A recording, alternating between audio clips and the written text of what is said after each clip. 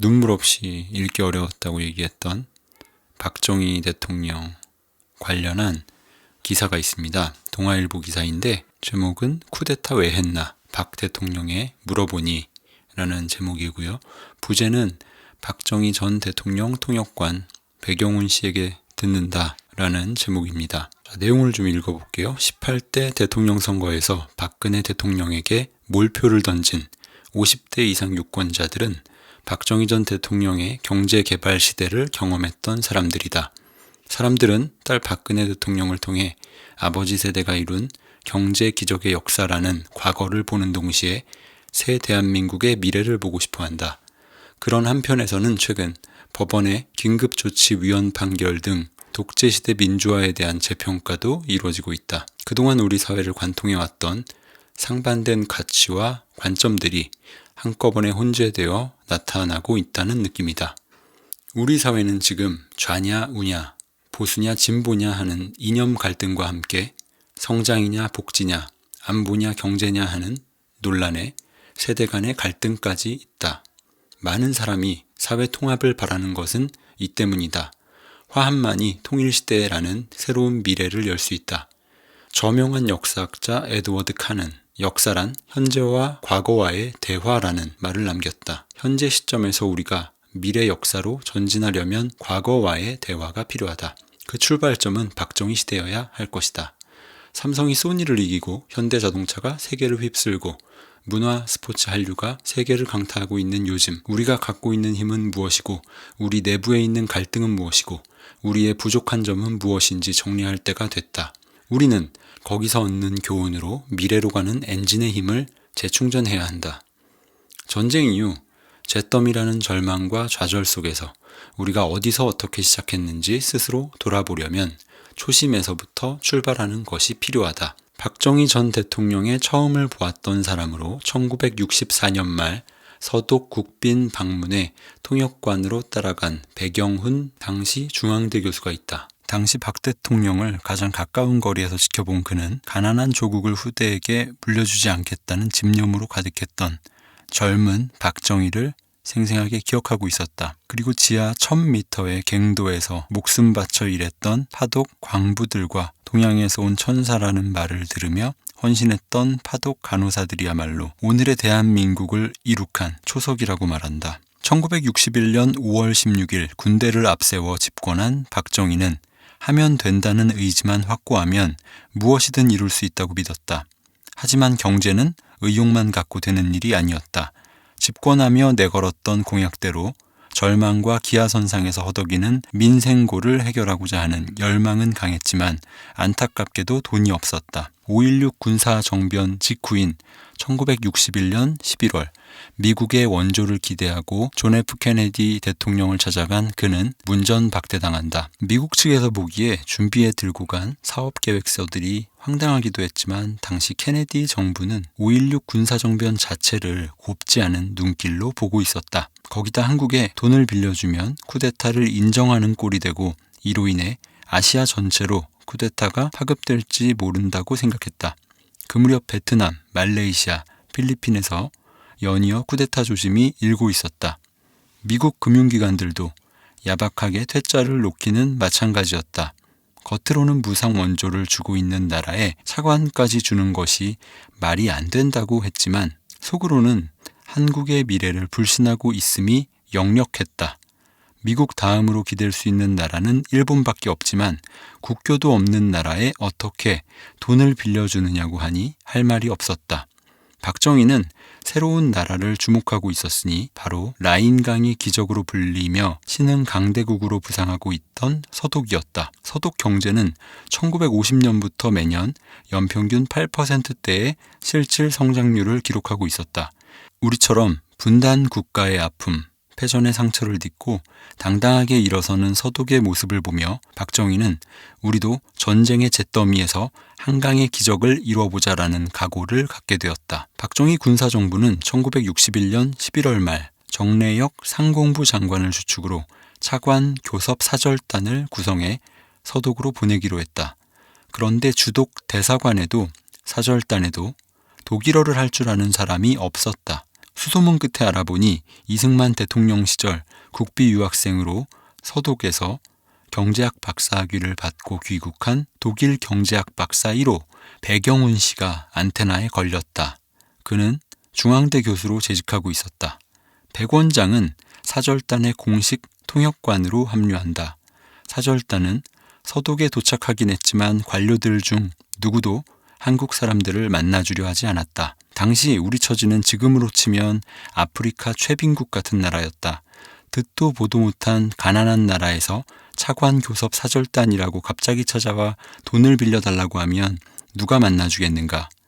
당시 서독의 경제장관은 2년 뒤 총리가 되는 루트비히 에르하르트였다. 백 원장은 국리 끝에 에르하르트 장관과 같은 대학을 나온 자신의 대학 은사를 찾아갔다. 한국의 딱한 사정을 이야기하면서 장관을 만나게 도와달라고 사정했지만 은사 역시 도와줄 수 없다는 이야기만 되풀이했다. 나중엔 집에 오는 것조차 반기지 않았다. 결국 매일 아침 6시 교수댁 앞으로 가서 사모님이 밖으로 나올 때까지 기다리다 마주치면 눈물로 호소했다. 사모님, 저를 살려주세요. 장관님 좀 만나게 해주세요. 그렇게 일주일이 지나자 은사에게서 연락이 왔다. 차관과의 약속을 잡았다는 것이다. 1961년 12월 11일 한국 사절단은 마침내 루트거 베르트리크 차관과 만난다. 그리고 이튿날에는 장관까지 만날 수 있었다. 한국은 마침내 1억 5천만 마르크, 당시 3천만 달러의 상업 차관을 빌리는 데 성공한다. 사절단은 얼싸안고 눈물을 흘렸다. 대한민국 정부 수립 이후 최초의 상업 차관이었다. 1960년 한국은행 외환 보유고가 1억 5,700만 달러였으니 당시 차관 금액은 우리나라 외환 보유고의 5분의 1에 해당하는 엄청난 금액이었다. 사절단은 귀국하고 백 원장은 뒷수습을 위해 독일에 남기로 한다. 그런데 문제가 생겼다. 은행에 지급 보증이 있어야 했던 것이다. 한국의 재무부를 중심으로 해외 은행들을 수소문했지만 국가 신임도가 없었던 한국에 지급 보증을 해주겠다는 나라는 없었다. 기적적으로 성공한 차관 협상이 물거품이 되어버릴지 모르는 상황이었다. 다시 백 원장의 말이다. 못 사는 나라 국민의 심정이 얼마나 가슴 찢어지는 일인지 당해보지 않은 사람은 모른다. 나는 매일 울면서 독일 친구들을 만나러 다녔다. 돈 꾸러 왔는데 지급 보증 서주는 데가 없어 돈을 가져가지 못하고 있다. 이번 일을 성공시키지 못하면 나는 독일에서 그냥 죽어버릴 것이라고 했다. 어느 날 소식을 들었는지 대학에서 같이 공부했던 친구 슈미트가 찾아왔다. 그는 당시 서독 정부에서 노동부 과장으로 일하고 있었다. 슈미트 과장은 대뜸 백 원장에게 너희 나라 길거리에 실업자가 많지 않느냐고 물었다. 백 원장은 그런데? 라고 되물었다. 슈미트 과장은 다음 날 두꺼운 서류 뭉치를 들고 다시 나타났다. 지금 서독은 탄광에서 일할 광부가 모자란다. 웬만한 데는 다 파내 지하 1000m를 파고 내려가야 하는데 너무 뜨거워 다들 나자빠져 있다. 파키스탄, 터키 노동자들도 다 도망갔다. 혹시 한국에서 한 5,000명 정도를 보내줄 수 있겠느냐. 간호조무사도 2,000명가량 필요하다. 시체 닦는 험한 일도 해야 하는데 독일인은 서로 안 하려고 한다. 만약 광부와 간호사를 보내줄 수만 있다면 이 사람들 급여를 담보로 돈을 빌릴 수 있다. 백 원장은 즉시 신흥균 주독 대사를 찾았다. 신 대사는 백 원장의 말을 듣더니 5,000명이 아니라 5만 명도 가능한 것 아니냐고 했다. 달러와 일자리가 부족한 한국으로서는 마다할 일이 아니었다. 신 대사는 본국에 긴급 전문을 넣었고 한국에서는 바로 모집 공고가 난다. 당시 서독 광부의 한 달 임금은 국내 임금의 7, 8배에 달했다. 비행기 자체를 타기도 어려운 시절이다 보니 고임금을 받고 서독 같은 선진국에서 일할 수 있다는 생각에 수많은 사람이 몰렸다. 한국의 실업률은 40%에 육박했으며 1인당 국민소득은 79달러로 필리핀 170달러, 태국 260달러에도 크게 못 미쳤다. 1차 광부 500명 모집에 2,894명이 몰렸다. 6대1의 경쟁률이었다. 선발 자격을 2년 이상 경력을 가진 사람으로 내걸었는데도 도시에 사는 경험 없는 대학 졸업자들도 무조건 신청했다. 탄광갱도조차 구경 못한 가짜 광부들이 서류를 가짜로 만들어 응모했다. 1963년 9월 13일자 경향신문은 이렇게 보도하고 있다. 신체검사에서 실격된 1600명을 제외한 1300여 명 중 절반이 광부 경력이 없는 고등 실업자임이 밝혀졌다. 노동청 관계자에 의하면 이들 광부 모집에 응모한 가짜 광부들이 300원 내지 500원으로 가짜 광산 취업 증명서를 사서 제출했으며 이 증명서 중에서 유령 광산 20여 개소가 발견되었다. 노동청은 전국 광산 지역에 감독관을 파견해 유령 광산에 대한 조사를 할 계획이다. 실제로 1963년부터 1966년까지 독일에 입국한 광부의 30%가 대학 졸업자였다. 서독 루르 지방으로 파견된 광부들은 거의 대학 졸업자였다. 다들 관심이 높았던 사안이었던지라 노동부는 1차 모집에 합격한 응시자들을 마치 고시 합격자 발표하듯 각 신문에 명단을 실을 정도였다. 드디어 1963년 12월 22일 오전 5시 독일 뒤셀도르프 공항에 광부 일진 123명이 도착했다. 이들은 북부 함보른 탄광과 뒤셀도르프 서쪽 아헨 지역에 있는 에슈바일러 탄광에 배정됐다. 파독 광부들은 지하 갱도 곳곳에서 땀과 눈물을 흘렸다. 심지어 목숨까지 잃는 경우도 있었다. 이들은 연금저축 생활비를 제외한 월급을 고스란히 조국에 있는 가족에게 송금했다. 1977년까지 독일로 건너간 광부는 7,932명, 간호사는 1만 226명이었다. 이들의 수입은 한국 경제 성장의 종잣돈 역할을 했다.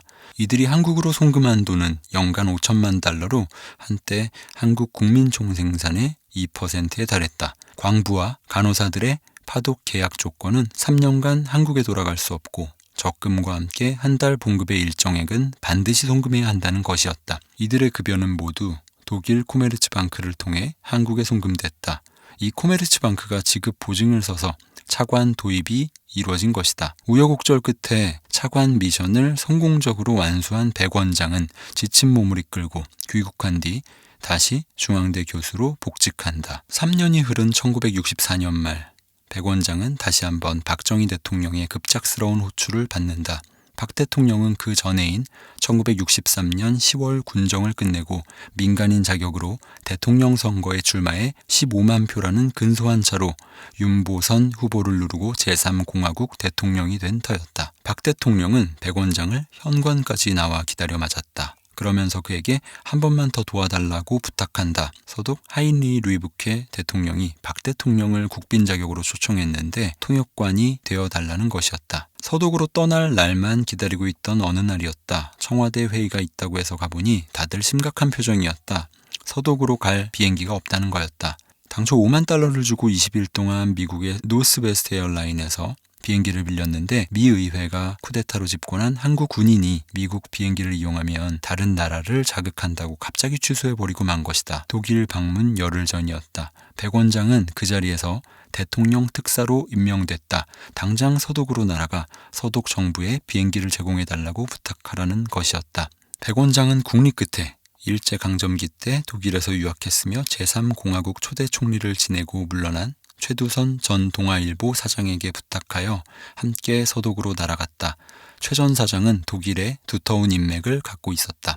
백 원장 일행은 박정희 대통령의 방독 일정을 상의하겠다며 루이부케 대통령의 비서실장과 노동부 차관을 함께 만났다. 이 자리에서 비행기 이야기를 꺼내려니 입이 떨어지지 않았다. 하지만 두 눈을 크게 뜨고 용기를 내 운을 뗐다. 비행기가 없다. 서독이 잘 사는 나라이니 비행기 좀 제공해주면 안 되겠느냐. 다들 기가 막힌다는 표정이었다. 독일 관료들이 한동안 물끄러미 우리를 쳐다보더니 일단 돌아가라고 했다. 우리는 안 되는 줄 알았다. 떠나기 사흘 전까지 연락이 없었으니까.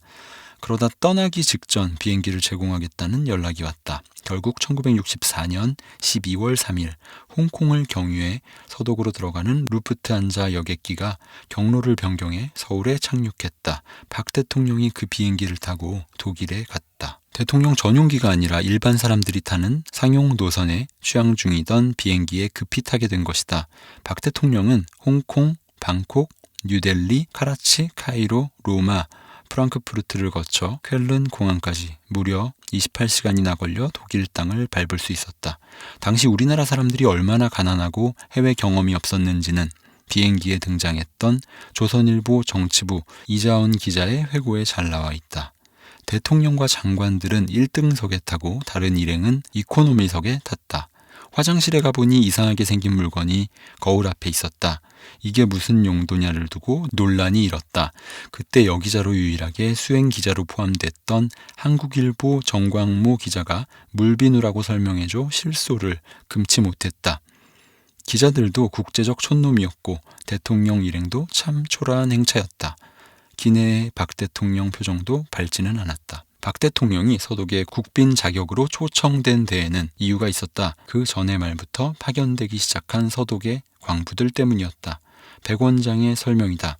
연일 서독신문과 방송에서 헌신적으로 일하는 한국 광부들에 대한 이야기가 실렸다. 지하경도 1000m에서도 시간의 근무를 마다 않고 일하는 광부들의 모습이 TV에 반영되자 서독인들이 크게 감명을 받았다. 마침내 국회의원들이 국회에서 한국에 관심을 가져야 한다. 한국의 대통령을 초청해 우리의 마음을 전하자는 결의안을 채택하기에 이르렀다. 28시간의 긴 비행 끝에 도착한 박 대통령 일행은 1964년 12월 5일 대통령과 총리의 따뜻한 환영을 받는다. 백 원장은 그날 에르하르트 총리가 열어준 만찬 자리에서 보여준 박 대통령의 모습을 평생 잊을 수가 없다고 했다. 동양의 가난한 나라에서 온 당시 47이었던 박 대통령은 서독 총리를 앞에 두고 우리 국민 절반이 굶어 죽고 있다며 울먹이며 말했다. 그러면서 우리 군인들은 거짓말을 안 한다. 빌린 돈은 반드시 갚는다. 도와달라. 우리 국민 전부가 실업자다. 라인강의 기적을 우리도 만들겠다고 했다. 눈물을 흘리는 박 대통령 말을 통역하며 나도 같이 울었다. 왜 쿠데타를 했느냐라고 묻는 총리의 질문에 박 대통령은 이렇게 말했다. 우리 한국도 서독과 마찬가지로 공산 국가들로부터 위협을 받고 있다. 공산 국가들을 이기려면 우선 잘 살아야 한다. 내가 혁명을 한 이유는 정권을 탐해서가 아니다. 정치가 어지럽고 경제가 피폐해져 이대로는 대한민국이 소생할 수 없다는 위기의식 때문이었다. 그런데 우리에게는 돈이 없다. 돈을 빌려주면 반드시 국가 재건을 위해 쓰겠다. 이날 에르하르트 총리는 향후 한국의 역사를 바꿔놓을 여러 가지 조언을 했다. 백 원장은 두 사람이 나눈 대화를 낱낱이 기록했고 외무부에 그 기록을 넘겼다. 박 대통령의 말이 끝나자 총리가 대통령의 손을 꼭 잡더니 이렇게 말했다. 그는 박 대통령의 일정과 사명감에 감화된 듯 자신의 경험을 차분하게 이야기하며 한국을 위한 조언을 했다. 에르하르트 총리는 이렇게 말했다. 내가 경제장관을 할 때 한국에 2번 다녀왔다. 한국은 산이 많던데 산이 많으면 경제 발전이 어렵다. 고속도로를 깔아야 한다. 독일은 히틀러가 아우토반을 깔았다. 고속도로를 깔면 그 다음엔 자동차가 다녀야 한다. 국민차 폭스바겐도 히틀러 때 만든 것이다. 눈을 반짝이는 박 대통령을 바라보며 총리의 말이 이어졌다. 자동차를 만들려면 철이 필요하니 제철 공장을 만들어야 한다.